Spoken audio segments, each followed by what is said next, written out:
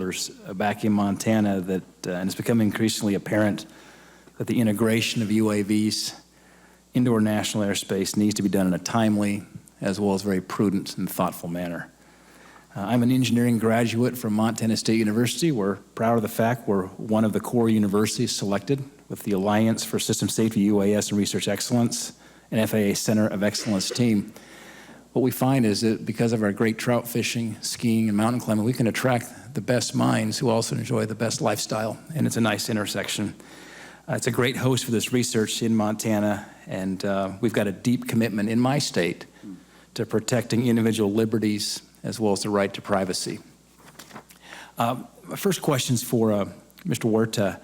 I've heard from some Montana businesses that the FAA delays are impeding some development. Bridger Aerospace in my hometown of Bozeman is innovating and applying UAVs to make a variety of jobs safer and more efficient, just like you mentioned in your testimony, whether it's search and rescue missions as well as for agricultural research. They created, in fact, nearly 20 new jobs this year, but their growth and applications could be even greater. I'm told that once the FAA grants a commercial exemption, it can take 4 months to register and receive a tail number. My understanding is the process is exactly the same, whether it's a 5-pound UAV or 747. What is the FAA doing to process these smaller commercial requests in a more timely manner?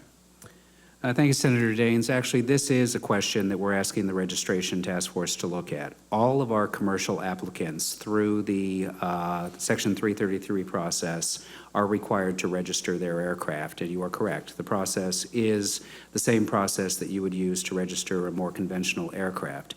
And that process was largely designed years ago to convey a property interest, financing and everything associated with how you purchase an aircraft.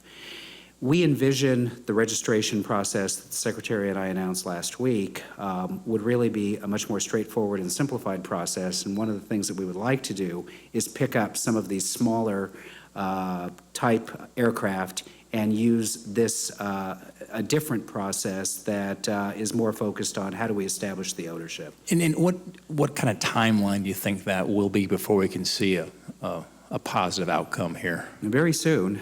We've already announced the task force, and the work is already underway. The Secretary has asked for a report by the 20th of November, and it's our goal to get something in place very soon thereafter.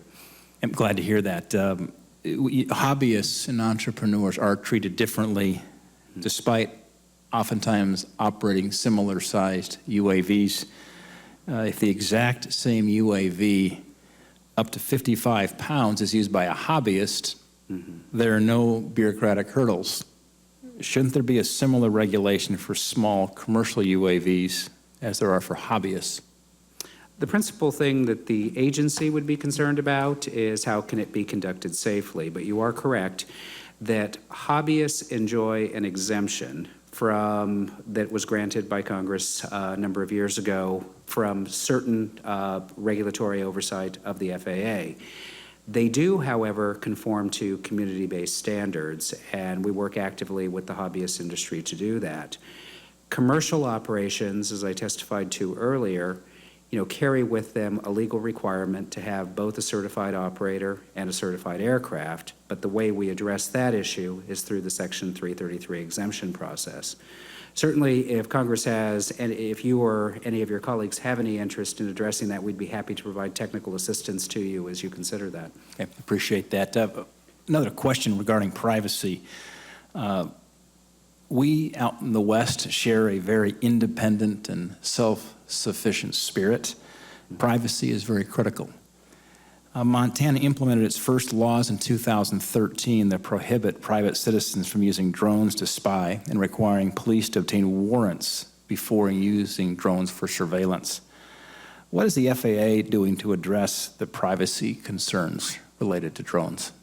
The privacy concern is an extremely important public policy concern, but it is a concern that goes far beyond the authorities and the capabilities of the FAA. On the same day that we announced our notice of proposed rulemaking on the small UAS rule, the President announced the creation of a federal task force, and he tasked the U.S. Department of Commerce through the NTIA to provide leadership on this whole question of how do we best address this question of privacy. Are existing authorities that are out there sufficient, or do we need to do more? NTIA has had a number of public meetings in this area, and the FAA has been an active participant in them. And they're looking beyond what are the federal interests, but also what are the state and local protections that exist out there for individuals. There are some that have suggested that perhaps the FAA should regulate specific uses of unmanned aircraft with the intent of protecting privacy.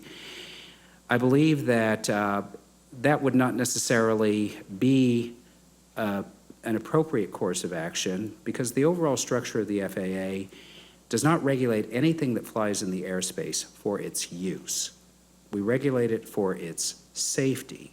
And so it's for that reason that we think bringing our other federal partners as well as our state and local partners into that discussion is extremely important in order to ensure that we have the appropriate levels of protection of individual civil liberties. Thank you.